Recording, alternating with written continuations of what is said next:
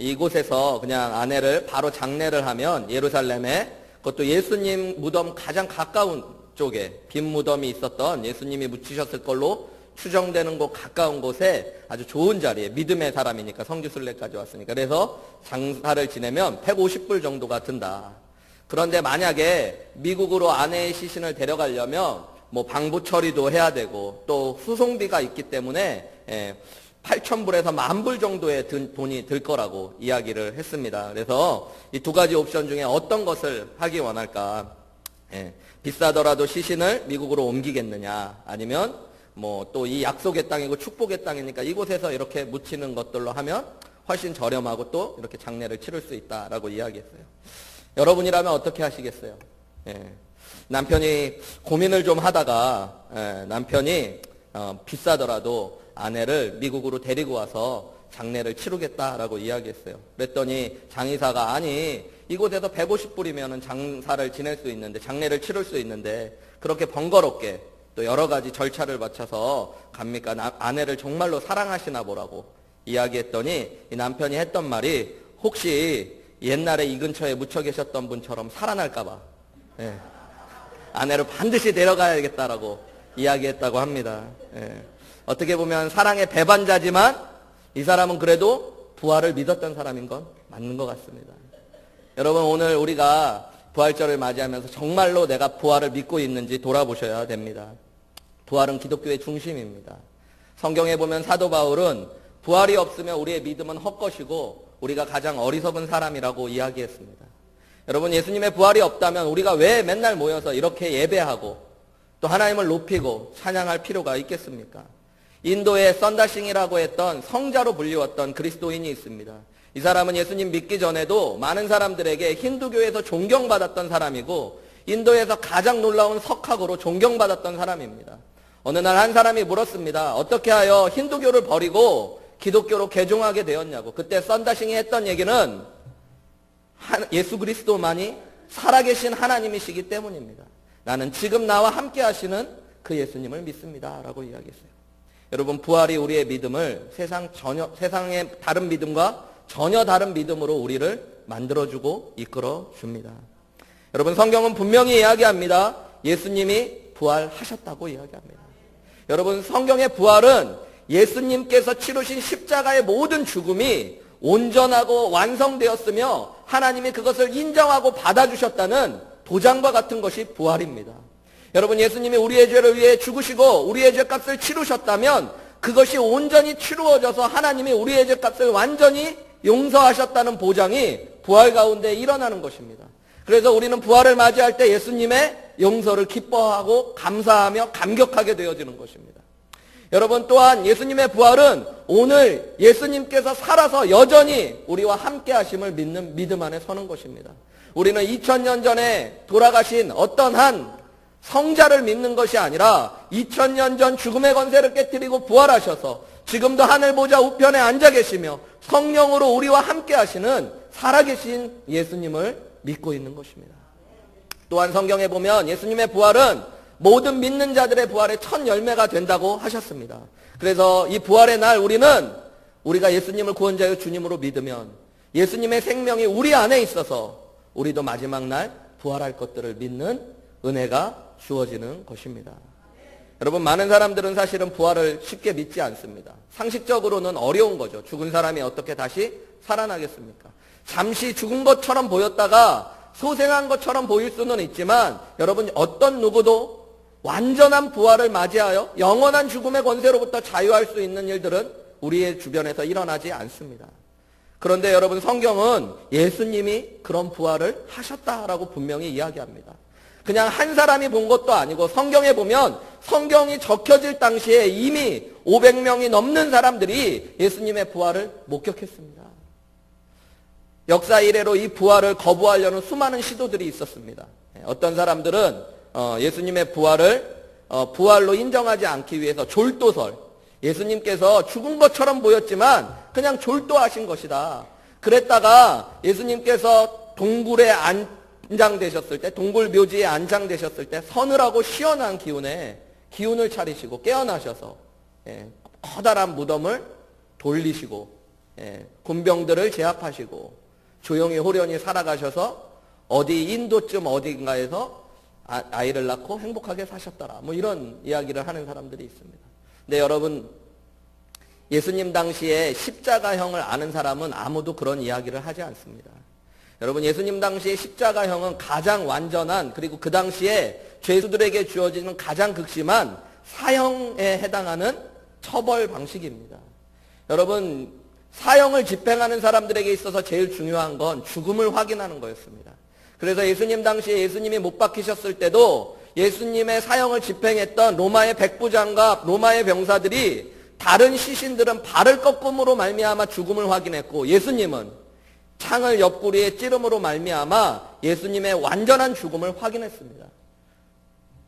예수님은 졸도하신 것이 아니라 완전한 죽음을 맞이하셨습니다. 또 어떤 사람들은 절도설, 예수님의 제자들이 예수님의 시신을 훔쳐갔다는 거예요. 혹은 로마의 당국자들이 시신을 훔쳐갔다라는 것입니다. 여러분, 예수님의 시신을 훔쳐간 게 예수님의 제자들이라면 예수님의 부활이 거짓이라는 걸 가장 확실히 아는 사람들은 누구였을까요? 예수님의 제자들이었을 것입니다. 그런데 여러분, 예수님의 제자들은 만약에 이것이 거짓말이 사실이라면 자신들이 만들어낸 거짓말 때문에 집을 잃고 직장을 잃고 심지어 모두 다 순교하게 되었습니다. 여러분, 자기가 만들어낸 거짓말 때문에 죽어가는 어리석은 사람이 누가 있습니까? 그것뿐만 아니라 예수님의 제자들 모두가 그렇게 죽음을 당했습니다. 또 한 가지 환각설과 착각설이 있습니다. 가장 간단한 착각설은 당시에 예수님 당시에도 묘지가, 동굴 묘지가 여러 개가 있었기 때문에 베드로와 요한과 마리아가 너무 슬픈 가운데 착각해서 예수님의 묘지 옆쪽에 들어갔다가 빈 무덤을 보고 예수님이 부활하신 것처럼 착각했다. 여러분, 이것만큼 쉽게 깨지는 부활의 이야기도 없습니다. 만약에 그렇다면 예수님의 시신은 여전히 아리마대 사람 요셉의 묘지에 묻혀 있었을 것입니다.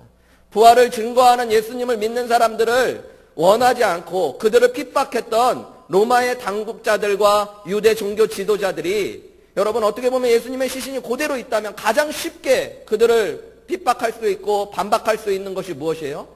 예수님의 시신을 보여주면 되는 것입니다.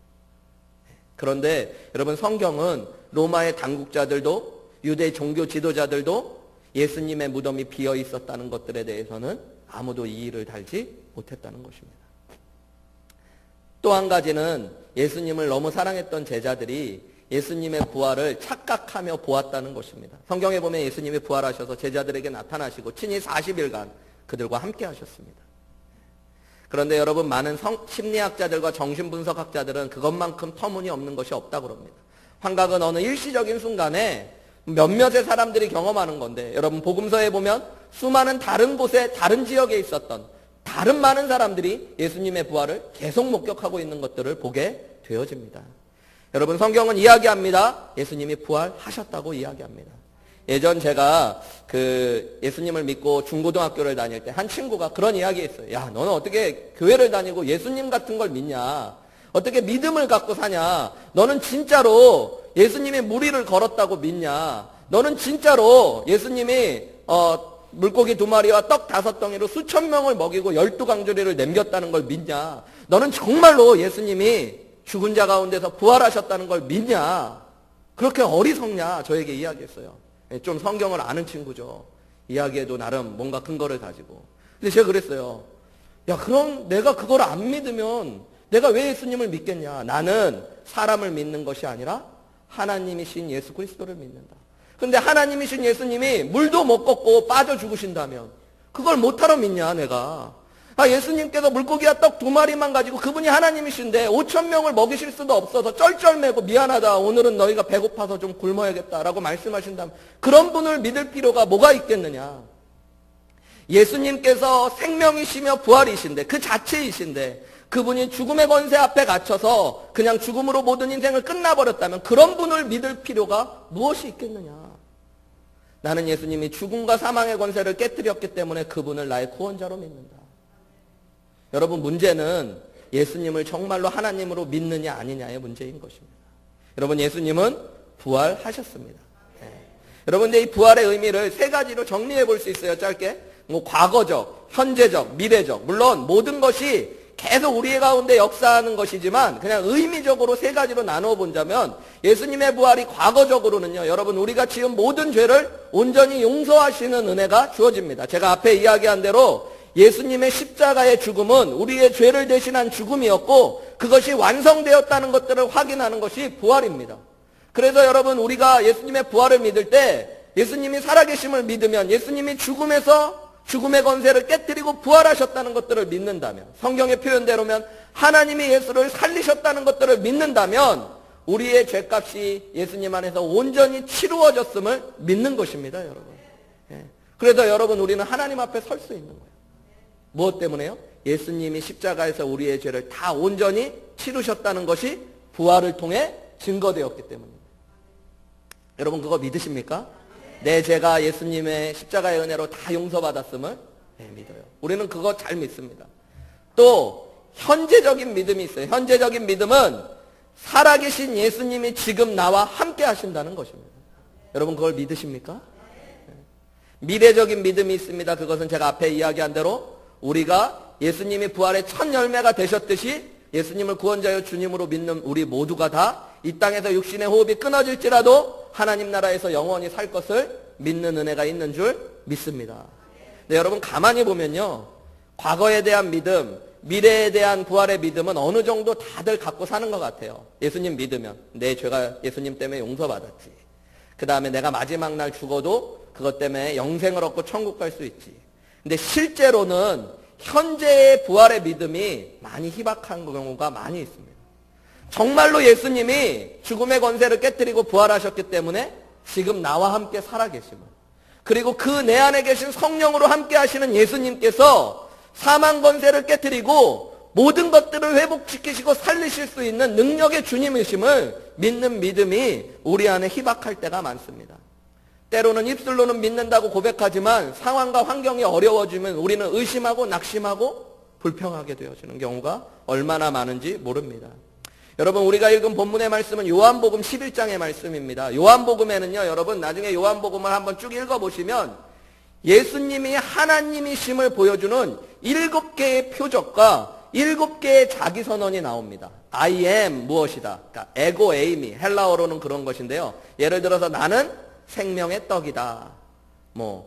나는 선한 목자라. 이런 7개의 자기선언이 나와요. 예수님께서 누구이신가를 알려주세요. 그리고 7개의 표적이 등장합니다. 첫 번째 표적은 무엇이었는지 아세요, 여러분? 가나의 혼인잔치에서 물을 포도주로 바꾸셨던 것입니다. 그런데 이 7가지의 표적과 7가지의 자기선언이 함께 맞물려서 표현되어 있는 곳이 바로 이 요한복음 11장입니다. 예수님께서 어떤 표적을 이루셨을까요? 죽은 나사로를 살리신 것입니다. 그리고 예수님이 어떤 말씀을 하셨을까요? 오늘 본문에 보면 나는 부활이고 생명이다 말씀하셨어요. 그리고 이것이 7번째 표적이고 7번째 자기선언입니다. 가장 완전한, 가장 중요한, 자신이 하나님이심을 드러내는 가장 중요한 표적이 이것이었고 가장 중요한 자기선언이 이것이었습니다. 여러분 본문에 보면 예수님께서 죽은 나사로를 살리셨다. 우리는 그렇게 잘 알고 있습니다. 그런데 조금 더 자세히 본문의 말씀을 살펴보면 죽은 나사로가 어떤 사람이었는지를 우리는 먼저 생각해 볼 필요가 있습니다. 베단이라는 예루살렘 아주 가까운 지역에 마을이 하나 있었습니다. 이 마을에는 부모님 없이 사는 세 남매가 있었어요. 오빠의 이름은 나사로, 여동생들의 이름은 마르다와 마리아입니다. 예수님께서 이 집을 참 사랑하셨어요. 그래서 예수님께서 예루살렘에 가실 때마다 이 집에 머무셨습니다. 여러분 이 이야기는 마리아와 마르다, 나사로는 예수님을 잘 섬겼다는 얘기일까요? 안 섬겼다는 얘기일까요? 잘 섬긴 거예요. 여러분 오늘날도 그렇지만 2000년 전 그 예수님 당시에 자기 집을 비워 손님에게 대접하는 건 음식과 먹을 것과 씻을 것과 그런 것들을 대접하기 위해 많은 헌신과 수고가 필요했던 것입니다. 그들은 예수님께서 예루살렘으로 오실 때마다 자기의 집을 내어드리고 예수님을 섬겼던 사람들이에요. 그리고 예수님과 가까이 있었던 사람, 예수님도 그 집에 가기를 즐거워하셨어요. 또한 우리 읽지는 않았지만 요한복음 11장 2절에 보면 마리아를 어떻게 표현하고 있냐면요. 이 막내 동생이었던 마리아는 향유를 주께 붓고 머리털로 주의 발을 닦던 자라라고 이야기하고 있습니다. 여러분, 향유 옥합이라는 건 성경의 표현대로 보면 300데나리온이나 되는 것인데 1년치의 노동자들의 임금에 해당한다는 이야기입니다. 1년 동안 쓰지 않고 그대로 모아야지만 모을 수 있을 만큼의 큰 돈들. 대부분의 예수님 당시의 여인들은 결혼 지참금으로 평생에 모을 돈들을 이 향유 옥합으로 보관하고 있었습니다. 그것을 예수님께 아낌없이 드렸던 사람이에요. 그러니까 주님 앞에 헌신을 많이 했던 집이라고요. 그런데 이 집에 오빠가 뭐에 걸린 거예요? 죽을 병에 걸린 것입니다. 여러분, 우리는 여기서부터 조금 시험에 들죠. 아니, 예수님 열심히 섬기고 예수님 앞에 잘하고 이렇게 헌신하고 물질로도 헌신하고 마음으로도 헌신하고 삶으로 헌신했던 사람들은 병이 있어도 나아야 될 것 같은데 이 집에 하나밖에 없는 오빠가 병에 걸렸어요. 병에 걸렸는데도 그냥 병이 아니라 죽을 병에 걸린 것입니다. 본문의 말씀에 보면 3절에 이 누이들, 그러니까 마리아가 마르다가 빨리 예수님께 도움을 요청합니다. 예수님이 오시면 기도해 주시면 나을 것 같으니까. 이 사람이 와서도 뭐라고 이야기하냐면요, 예수님 앞에 나사로가 병들었습니다 라고 얘기하지 않아요. 3절에 보면 사랑하시는 자가 병들었습니다. 그러니까 나사로는 자타공인 예수님이 사랑하시는 자라고 불렸던 사람이에요. 그런데 이상합니다. 예수님께서는 6절에 보면 나사로가 병들었다는 이야기를 듣고 그 계시는 곳에 이틀을 더 유하시겠다고 결심하십니다. 예수님이요, 바로 달려가서 나사로를 낫게 해주시는 것이 아니라 이틀을 더 있겠다고 말씀하십니다. 그리고 이렇게 말씀하셔요. 이제 나사로를 깨우러 가자 그래요. 그러니까 제자들이 나사로가 자나보다 이렇게 말씀하는데 예수님은 못 알아들으니까 이야기해요. 나사로는 죽었다 말씀하셔요. 이해가 되지 않잖아요. 예수님이 나사로가 죽을 때까지 움직이시지 않고요, 죽었다는 이야기를 듣고 그곳으로 향해 가시는 겁니다.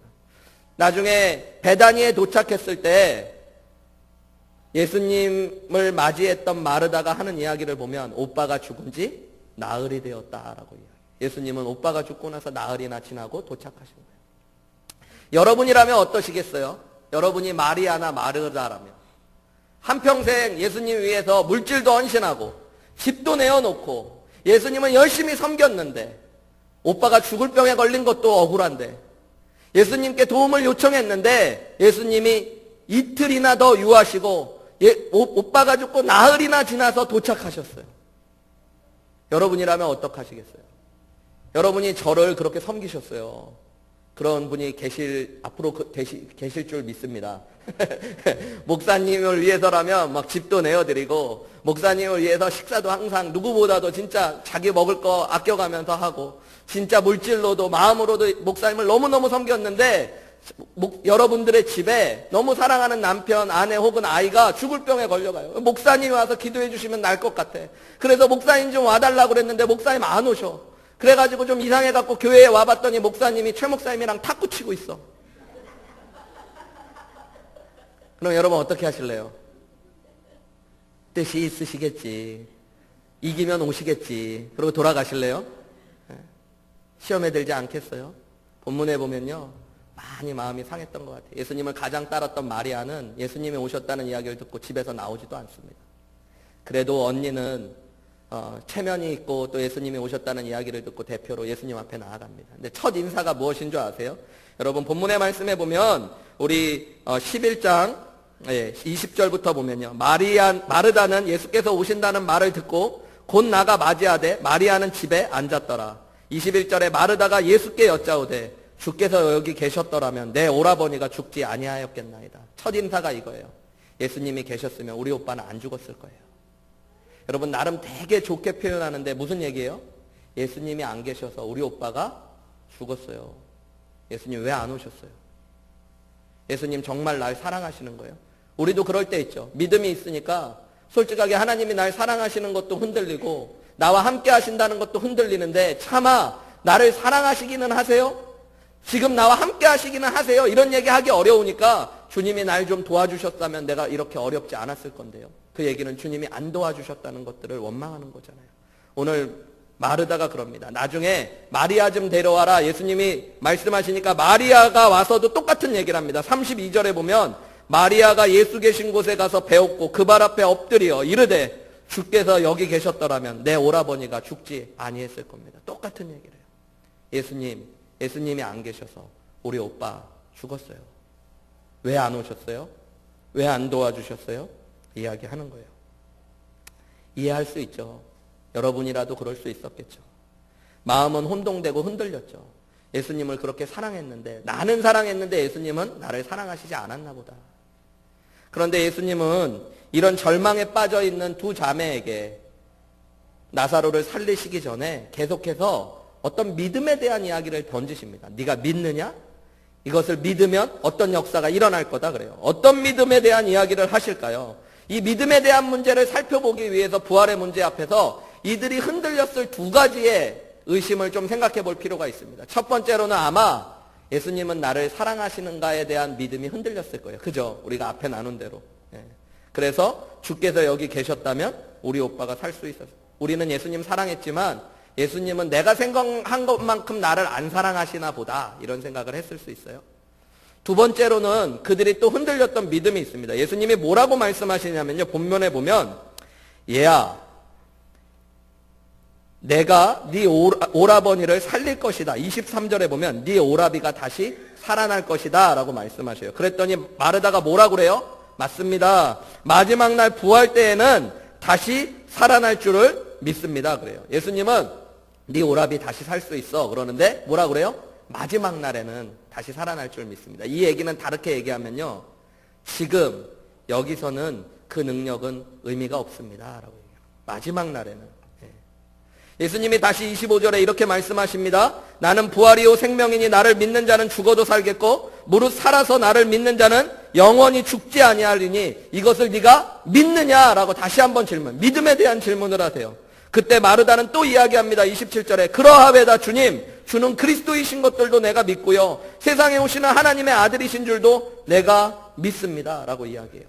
그런데 나중에 예수님의 돌을 굴리라고 이야기했더니 마르다는 뭐라고 이야기합니까? 예수님, 죽은 지가 나흘이 되었고 썩은 냄새가 진동합니다. 이제는 아무것도 할 수 없어요. 지금 여기서는 아무것도 할 수 없습니다. 여러분, 우리의 믿음이 때로는 그럴 때가 있습니다. 마지막 날 내가 영원히 살 것들을 믿는다. 그런 거는 지금이 아니라서인지 쉽게 이야기할 때가 있어요.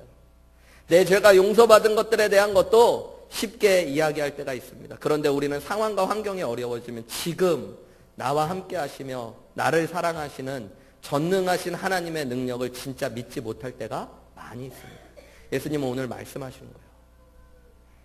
부활의 능력으로 지금 네 앞에 있는 나의 능력을 너는 진짜 믿느냐라고 말씀하시는 것입니다. 특별히 예수님은 돌을 옮기라고 말씀하셔요. 저는 그런 생각이 들었어요. 죽은 나사로의 시체와 예수님 사이에 있었던 것이 큰 돌이었습니다. 무덤을 막고 있었던. 예수님은 그것을 본인이 옮기실 수도 있는데 마르다에게 치우라고 말씀하셔요. 그랬더니 마르다가 주님, 죽은 지 나흘이나 되었는데 그것을 치우려고 하지 않아요. 그래도 예수님께서 말씀하셨을 때 치웠더니 나사로에게 주님의 음성이 들려지고 부활하신 예수님, 생명의 능력을 가지신 예수님이 그 앞에 서시는 것들을 보았을 때 주님의 말씀 한마디로 나사로야 나오너라 했을 때 나사로가 일어나는 경험을 하게 된 것입니다.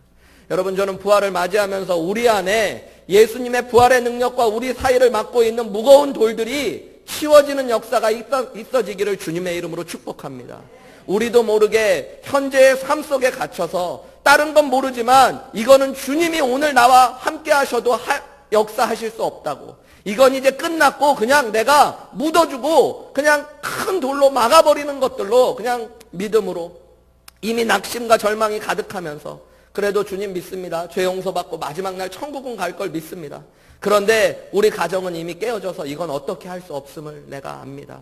주님이 다시 오셔도 내 무너지고 낙심된 마음은 회복될 거라고 믿을 수 없습니다. 하나님, 지금 예수님이 다시 오시고 이 자리에 함께 하신다 그래도 나는 그것을 입술로 고백한다 그러지만 지금 내 가족 중에, 내 친지 중에 정말로 무너지고 절망 가운데, 아픔 가운데, 질병 가운데 있는 이 사람이 오늘 예수님의 부활의 능력, 생명의 능력으로 일어날 것들은 솔직하게 믿지 못하겠습니다. 여러분, 그것이 우리의 마음일 때가 있어요. 근데 예수님 말씀하십니다. 우리 40절 말씀이 아주 중요한 말씀인데요. 내 말이 네가 믿으면 무엇을 보리라? 하나님의 영광을 보리라. 이것이 중요한 것입니다. 여러분, 우리가 오늘 부활의 날 진짜 부활의 주님을 믿으시는 역사가 있기를 주님의 이름으로 축복합니다. 믿는 자는 부활의 영광을 보게 될 것입니다. 여러분, 예수님이 날 사랑하실까 의심했던 마리아와 마르다. 근데 성경을 요한복음 11장을 제가 다시 쭉 묵상해 보니까요, 예수님이 이들을 정말로 사랑하셨습니다. 예수님이 나사로를 향해 가자고 할 때 제자들이 이렇게 이야기합니다. 유대에 또 가십니까? 방금 전에 그곳에서 돌에 맞아 죽을 뻔하지 않으셨습니까? 라고 이야기. 근데 예수님은 이제는 가야 된다라고 말씀. 예수님은 돌에 맞아 죽을 각오를 하고 나사로를 향해 가셨던 거예요. 여러분, 나사로의 죽음 앞에서 예수님이 계속 보이셨던 반응은 뭐냐면 비통한 마음으로 우셨던 것입니다. 그걸 보면서 사람들도 뭐라고 이야기하냐면 예수님이 그를 정말로 사랑하셨구나라고 이야기해요. 여러분, 상황과 환경을 보면 예수님의 사랑을 의심할 수 있지만 나를 사랑하셔서 십자가에 못 박히기 위하여 이 땅에 오셨고 지금도 나와 함께 하시며 나를 위하여 눈물로 아픔으로 나와 함께 하시는 주님을 바라보면 예수님이 나를 사랑하신다는 그 믿음이 우리 안에 믿어지는 역사가 있는 줄 믿습니다. 그것뿐만 아니라 예수님은 분명히 말씀하셔요. 먼 훗날 우리를 부활시키실 예수님의 능력이 오늘 우리와 함께 성령으로 함께 하신다고 말씀하십니다. 여러분 이것을 믿으셔야 됩니다. 우리가 입술로 마지막 날에는 그렇게 될 걸 믿는다고 이야기할 때 오늘은 왜 믿지 못하느냐고 주님은 말씀하시는 거예요. 여러분, 우리가 부활을 지나며 부활의 능력이신 예수님이 오늘 우리와 함께 하심을 믿으시기를 주님의 이름으로 축복합니다. 그걸 믿을 때 여러분, 무너진 우리의 가정이 회복되고 우리의 삶이 다시 예수님의 부활의 능력으로 일어나며 여러분, 우리 안에 있었던 질병들이 치유받고 새롭게 되어지는 역사가 일어나는 줄 믿습니다. 우리 지난 한 주간 예수님의 십자가를 묵상하는 고난주간을 보냈잖아요. 여러분, 예수님의 십자가를 묵상하면 십자가를 통해서 주님이 주신 은혜가 우리 삶에 역사하게 되어집니다. 예수님의 고통과 상함을 깊이 묵상하다 보면 여러분, 우리 안에 치유와 회복의 역사가 일어납니다. 예수님의 낮아지심과 겸손하심을 묵상하다 보면 우리 안에 없는 겸손의 은혜가 주어지게 되어집니다. 여러분, 예수님의 사랑을 묵상하다 보면 주님의 사랑의 은혜와 능력이 우리 안에 차고 넘치게 되어지는 은혜를 경험하게 되어집니다. 예수님이 저주를 받으시고 사망하셨다는 그 깊은 은혜를 묵상하다 보면 우리 안에 있는 영생의 소망과 죄 용서에 대한 확신이 임하게 되어지는 것입니다. 여러분, 부활의 은혜가 예수님의 살아계신 은혜로 오늘 여러분 가운데 경험되시기를 주님의 이름으로 축복합니다. 존 스토트 목사님이 지은 비교할 수 없는 그리스도라는 책에 보면 1967년 6월 30일 날 미국의 유망했던 운동선수, 여자 운동선수였던 조니 에릭슨이라는 여자의 이야기가 나옵니다. 이 여자분이 조니 에릭슨이라는 여자분이 수영도 잘하고 테니스도 잘하고 또 여러 가지 운동에서 각광의 두각을 나타내는 여인이었고요. 이제 대학 졸업반에 이미 내셔널 올림픽 국가대표 선수로 뽑혀 있었던 사람입니다. 그런데 1967년 6월 30일 날 다이빙을 하다가 목이 꺾여지는 사고를 겪게 되어지고요. 전신마비를 앓게 되어집니다. 여러분, 장래가 촉망받는 그 젊은 여자분이 이제 올림픽에 나가서 메달 딸 것들만을 기대하고 나라의 영웅이 될 것들을 기대했던 그녀가 한순간에 전신마비 환자가 되어진 거예요. 좌절과 원망과 분노와 우울증으로 심지어 이제는 자살할 정도까지 겪게 되어집니다. 아무도, 그리고 그 자신 스스로도 가망이 없다라고 생각하며 삶을 어떻게 죽을까만을 생각하고 있었습니다. 그런데 얼마 지나지 않아 이 조니 에릭슨이라는 여자분이 마음에 힘을 얻기 시작하고요. 얼굴에 힘을 얻기 시작하고요. 재활훈련과 치료를 받기 시작합니다. 그리고 부모와 가족들과 친구들의 사랑을 통해 점점 블랙홀에서 빠져나오듯이 마음의 기쁨과 은혜를 회복하게 되어져요. 입으로 그림 그리는 법을 배워가지고요. 그림을 그리는데 너무너무 아름다운 그림을 그려서 그 그림을 통해 많은 사람들에게 기쁨을 줍니다. 나중에 장애를 가진 사람들을 후원하는 모임을 만들어서요. 그것들을 통해 많은 장애인들을 돕기도 합니다. 그녀가 어떻게 이렇게 죽음의 고통 가운데서 일어날 수 있었을까? 그녀는 이렇게 이야기합니다. 움직이지도 못하고 무력하며 마비된 채 십자가에 매달려 계셨던 예수 그리스도에 대한 환상이 보였다는 것입니다. 그리고 그것이 예수님의 부활의 영광과 함께 자기의 가슴에 찾아왔을 때 자기를 일으켜 세웠다라고 이야기합니다. 그녀가 하는 말을 그대로 한번 제가 읽어드리겠습니다. 제게는 미래에 대한 소망이 있습니다. 성경은 우리의 몸이 하늘에서 영화롭게 된다고 말합니다. 그때는 제가 저의 발로 춤을 출 것입니다.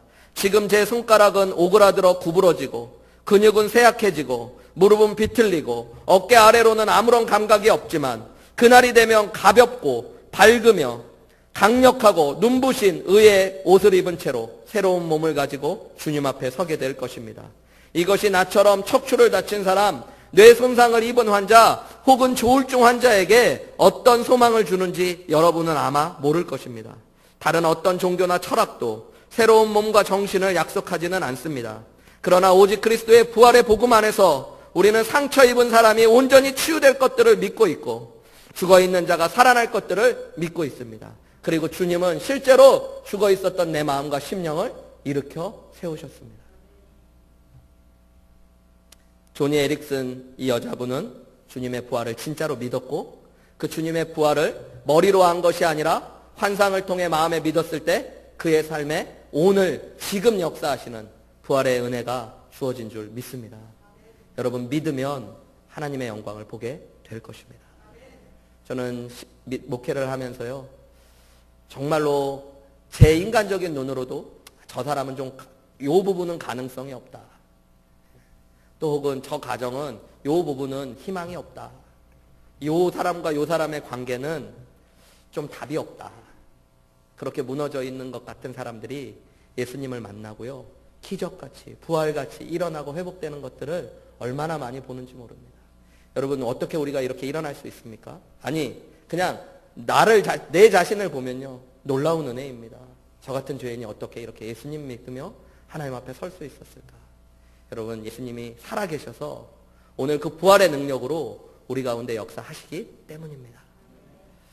부활의 능력이 오늘 저와 여러분에게 임하여 지시기를 주님의 이름으로 축복합니다. 이번 부활주간 2년 전에도 그랬었는데요. 저에게는 조금 복잡하고 힘들 수 있는 주간이었던 것 같아요. 특별히 고난주간의 메시지는 그래도 좀 괜찮았던 것 같아요. 저희 교회 아시는 분들도 많이 아시는데 우리 사랑하는 김상만 집사님이 지금 여러 가지 투병 중에 계시게 되어지고 너무 그냥 급작스럽게 갑자기 그런 일들을 겪으면서 고난주간에 예수님의 고난과 함께 그 아픔을 묵상하는 거는 그런대로 또 아프지만 또 같이 지낼 수 있었던 것 같아요. 그런데 부활의 메시지를 전하려고 하니까 조금 제 마음에 무거운 마음들이 들더라고요. 제가 매일 목사님들 같이 가서 김상환 집사님 또 마사지도 해드리고 또 기도도 해드리고 그리고 기도도 정말 간절히 하고 고난주간 새벽마다 저녁마다 기도하고 그러면서 조금이라도 더 좋은 소식들이 조금이라도 더 나은 소식들이 들려지면 좋은데 들리는 소식들과 모습이 자꾸 제 마음에 두려워지는 거예요. 그리고 때로는 좀 어려운 마음이 드는 겁니다. 그러면서 마르다 마리아처럼 주님이 왜 이곳에서는 역사하시지 않을까? 주님이 정말 나를 사랑하시고 우리를 사랑하시고 우리 김상만 집사님 사랑하시는데 왜 그러실까? 그냥 제가 나중에 그런 말 누군가 회복의 은혜, 부활의 은혜를 경험한 사람들을 보면서는 왜 주님 그때는 함께 하시지 않으셨어요? 주님이 계셨다면 주님이 매만져 주셨다면 좋았을 텐데 라고 내 마음에 그런 고백을 하게 되지는 않을까 그런 생각이 들었어요. 근데 오늘 예수님께서 이 요한복음 11장의 말씀을 저에게 계속 묵상하게 하시면서 말씀하셨어요. 너는 정말 믿니? 오늘 내가 부활의 능력으로 너와 함께함을 믿니? 너는 내가 너를 그리고 너희 교회를 또 우리 김상만 집사님을 사랑함을 믿니? 믿으면 하나님의 영광을 보게 될 거란다. 여러분 저는 하나님이 나를 김상만 집사님 그리고 저와 여러분을 사랑하심을 믿습니다. 그리고 그 부활의 능력의 주님이 지금도 우리와 함께 하심을 믿습니다. 죽은 자를 깨뜨리신 그 부활의 능력이 오늘 나와 함께 하기 때문에 오늘 제가 또 일어나서 이렇게 목회하는 거예요. 제가 좀 안 좋은 소식 들었을 때 목사님들한테 같이 오다가 우리 박 목사님, 최 목사님한테 그랬거든요. 사람들은 이해 못하는 것들이 있는데 목회가 참 괴로운 거다. 정신 감정 노동이어서 사랑하는 분이 떠나갔을 때 가족들은 며칠 동안 그냥 아무것도 안 하고 그냥 쉬면 되는데 목회자는 또 일어서서 자기도 누구보다도 기도하고 사랑했던 사람을 잃어버려서 아픈데 장례를 집례하고 또 일어나서 그 다음 예배를 인도하고 축하할 사람들을 축하하고 축복할 사람들을 축복하며 나아가는 것. 때로는 그래서 며칠이라도 몇 주라도 몇 달이라도 좀 멈추고 싶고 쉬고 싶을 때가 많은데 그럴 수 없어서 때로는 그것들이 쌓여서 너무너무 힘들다고 이야기했어요. 속으로는 그랬던 거예요. 너무 아프고 괴로웠던 거예요. 그런데 주님의 말씀을 묵상하면서요, 예수님을 바라보니까 마르다와 마리아 앞에 서셨던 주님, 그리고 돌을 옮기고 죽은 나사로 앞에 서셔서 우시면서 그를 사랑한다 말씀하시고 그를 일으켜 세우셨던 예수님, 그분이 내 앞에 계시다는 것들을 환하게 볼 수 있게 되어지니까요, 여러분 그 부활의 능력이 제게 임하여지더라고요. 다시 한번 기쁨으로 오늘 예배할 수 있고 그 부활의 기쁨을 나눌 수 있는 은혜가 우리 안에 주어진 줄 믿습니다. 부활의 능력, 여러분 나는 부활이요 생명이니 나를 믿는 자는 죽어도 살겠고 살아서 믿는 자는 영원히 죽지 아니함을 믿느냐라고 말씀하십니다. 네가 믿으면 하나님의 영광을 보리라.